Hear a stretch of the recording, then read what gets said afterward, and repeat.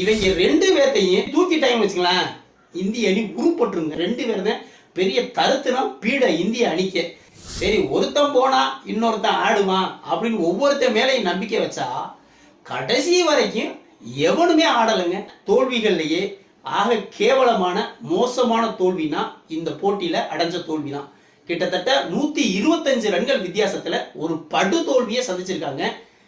ஏற்கனவே 80 ரன்கள் வித்தியாசத்துல நியூசிலாந்துக்கு எதிராக தோத்ததுதான் ரன்கள் வித்தியாசத்துல மிகப்பெரிய தோல்வியா இருந்தது. இது அதையெல்லாம் பீட் பண்ணி மிகப்பெரிய படு தோல்வியா அமைஞ்சு போச்சு.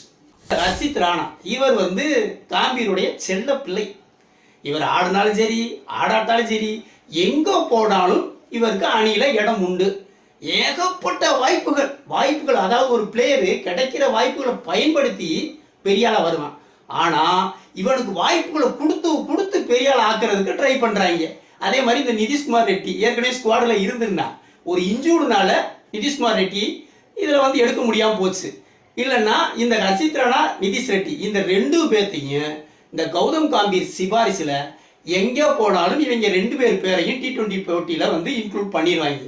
காரணம், இவங்களுக்கு வெயிட்டான ரெக்கமெண்டேஷன், தலைமை பயிற்சியாளர் கௌதம் காம்பீருடைய ரெக்கமெண்டேஷன். இப்படிலாம் இருந்தா டீம் மயிரா வழங்கும் டீம்.